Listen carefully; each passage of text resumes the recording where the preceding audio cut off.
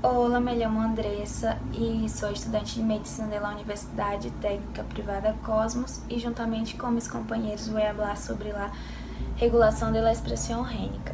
Meu grupo está composto por eu, Murilo, Simon e Johanna. Nós outros estamos formados por bilhões de células. Cada célula vai ter característica diferente, sua função e sua estrutura será diferente, mas sua informação genética será idêntica. Essa informação genética ela está armazenada em ADN e através desse vai sintetizar diferentes proteínas. Em organismos procariotes vai ter milhões de nucleotídeos e em organismos eucariotes vai ter vários bilhões de nucleotídeos. Nucleotídeos formam parte da estrutura do ADN. E, como eu disse, desses bilhões de nucleotídeos, 10 mil vão poder expressar genes diferentes, vão ter essa característica de expressar genes diferentes. Estas células, elas são distintas porque sintetizam diferentes ARN mensageiros e como resultado disso, vão sintetizar também diferentes proteínas. Agora vou falar sobre a regulação da expressão rênica.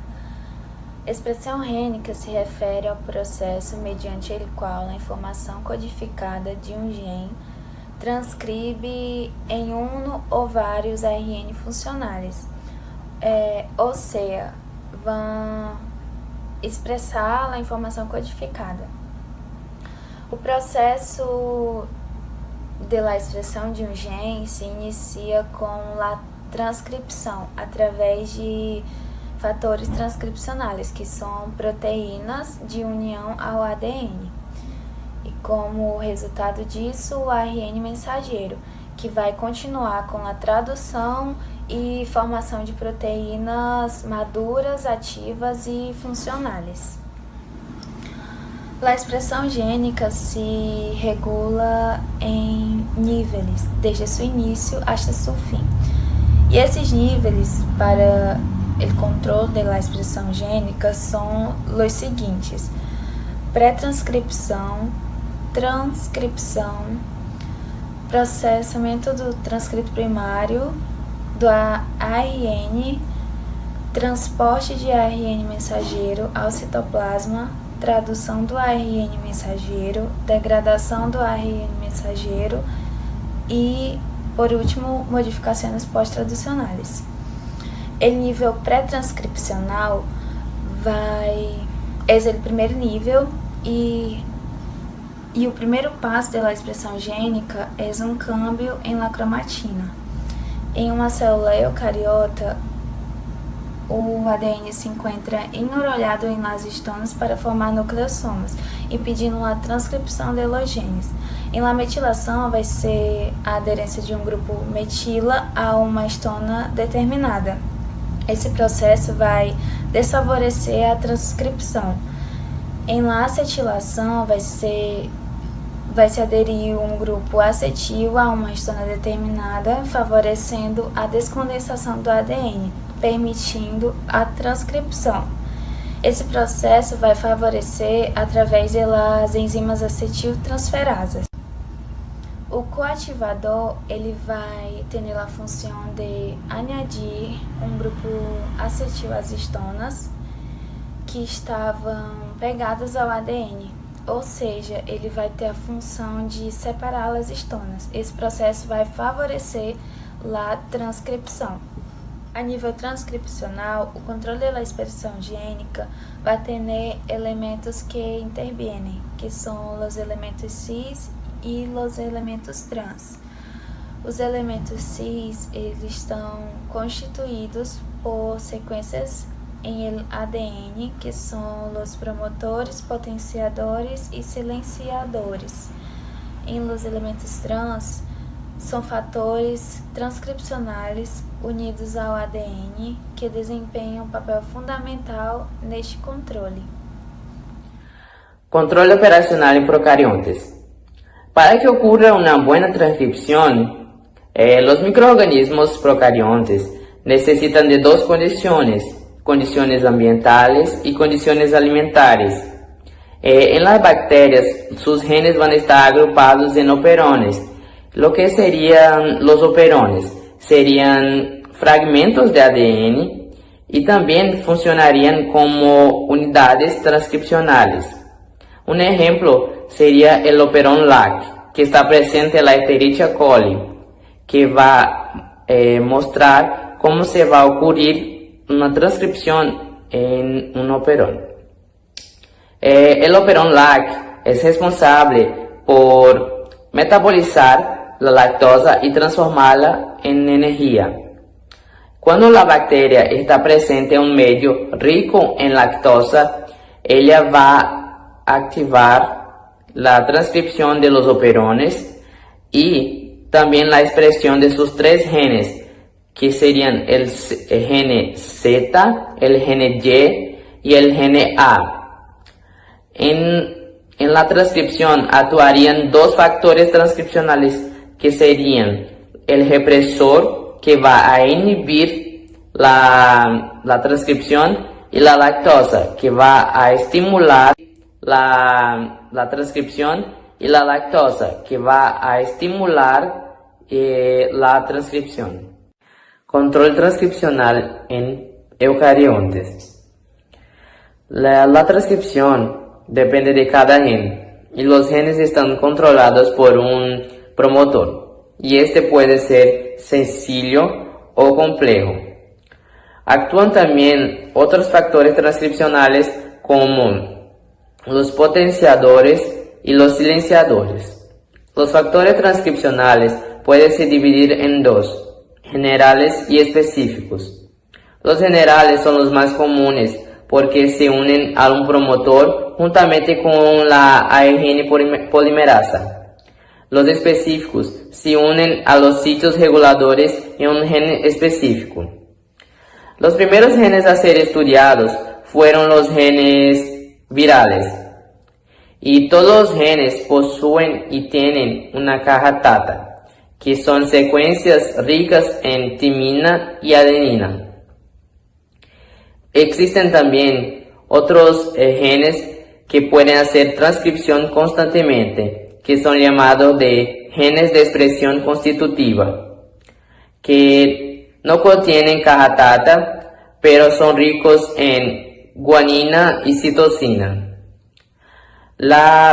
El control transcripcional en eucariontes es más complejo por dos condiciones: a larga distancia, y la ARN polimerasa 2 no actúa solamente. Ella necesita de la ayuda de otras 15 proteínas que son llamadas de factores generales de transcripción.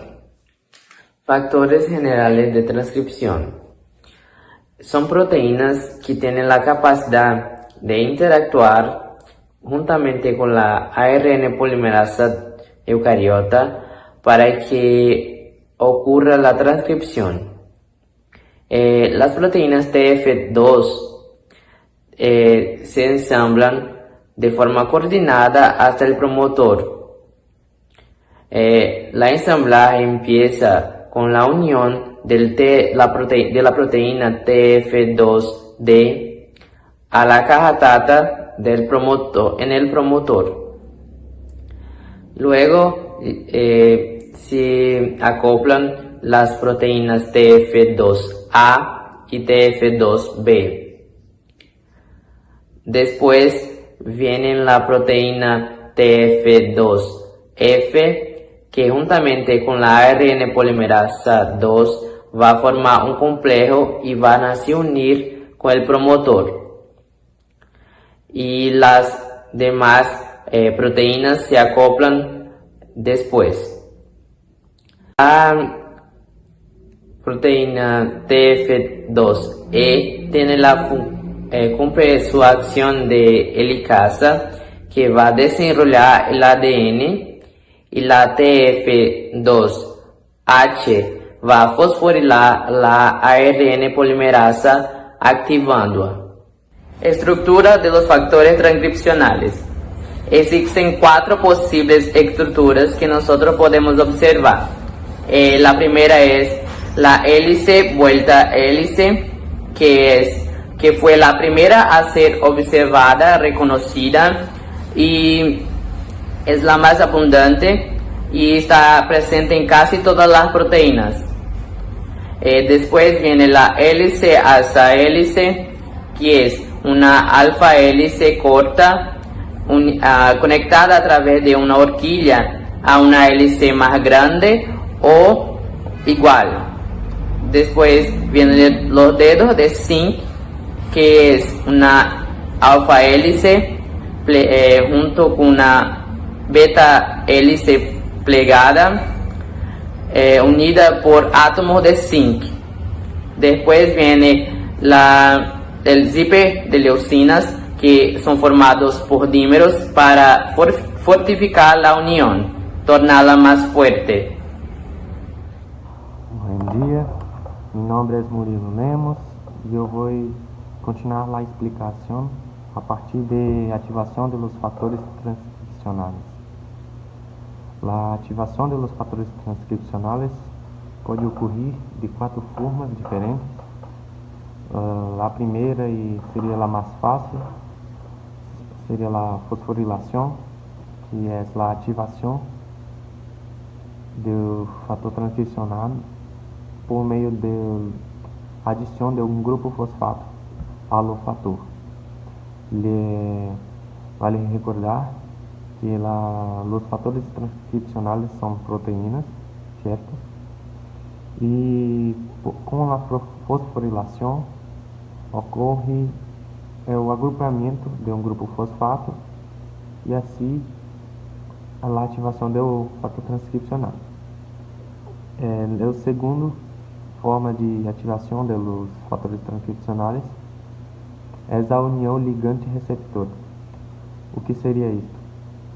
A união ligante-receptor seria a ativação do fator transcripcional solamente com um ligante. Ou seja, é necessário um ligante para a ativação do fator transcripcional. A terceira é a formação de complexos excepcional, é o agrupamento de várias proteínas para a ativação do fator. Formação de complexos são agrupamentos de proteínas que vão ativar o fator transcripcional.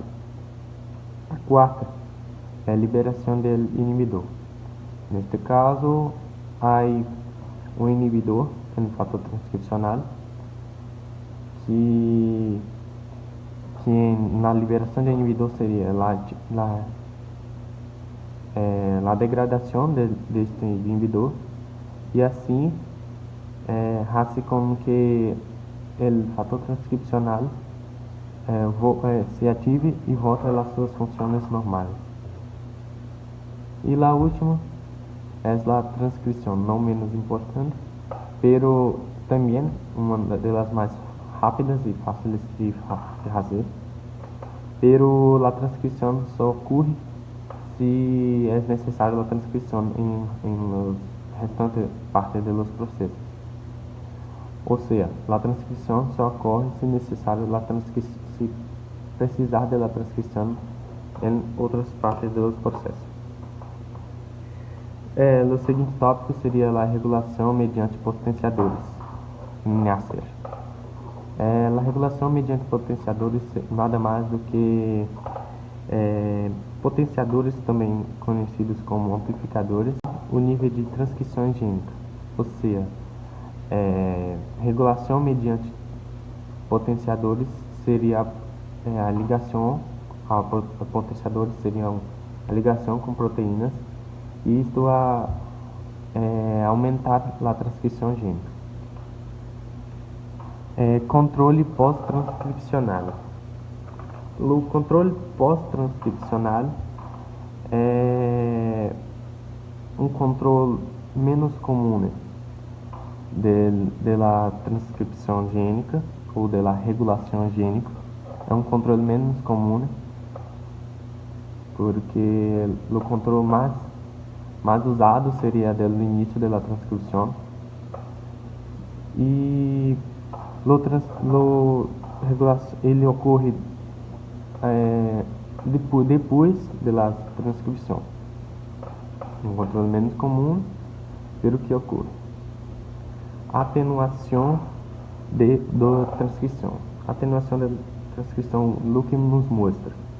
Mostra que um organismo procarionte, a expressão de los genes é inibida em organismos procariontes.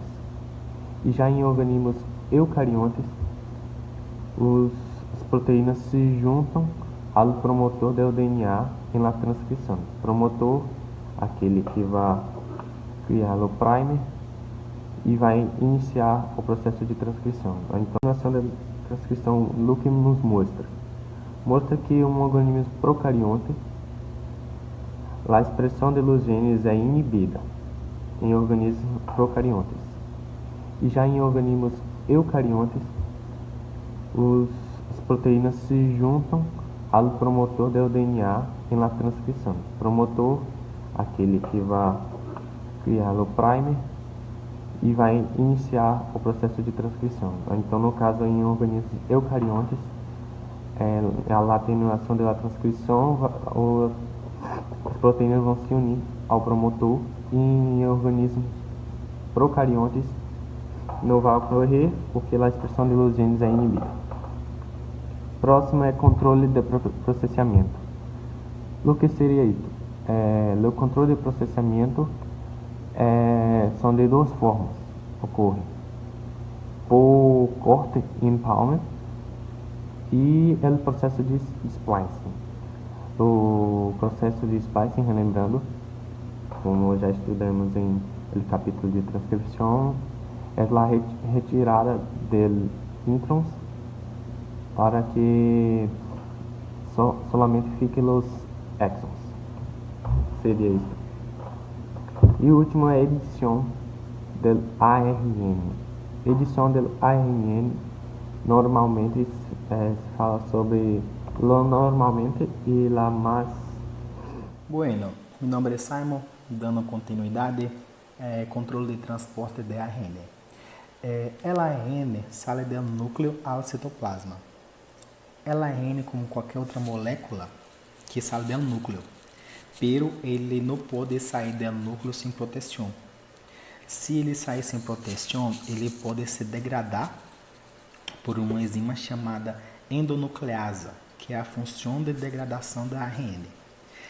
Para evitar que isso ocorra, a ARN tem três modificações, que é a adição do nucleotídeo em el extremo 5, a adição de cola de poli A em el extremo 3 e a eliminação de los intrones.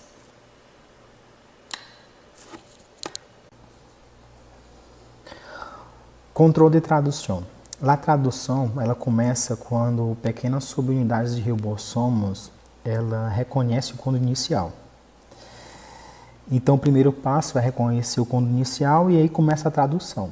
Caso o reconhecimento for deficiente, a subunidade ribossômica ela ignorará o primeiro condo e ela saltará hasta o segundo e o terceiro. Este fenômeno é conhecido como busca de escape. Proteínas inibidoras de tradução. Um antibiótico ele inibe o processo de síntese proteica e na expressão de um gene ele pode se inibir-se se a tradução se bloqueia mediante a união de proteínas inibidoras no extremo 5 do RN. Esse processo ele se chama controle negativo. Interrupção de la tradução.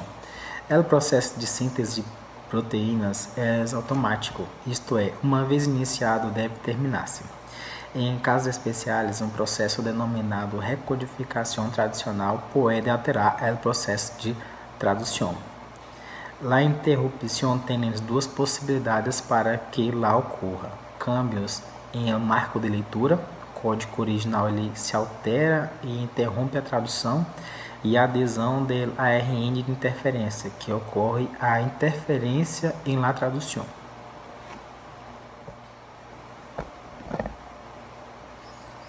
Interrupção de la tradução.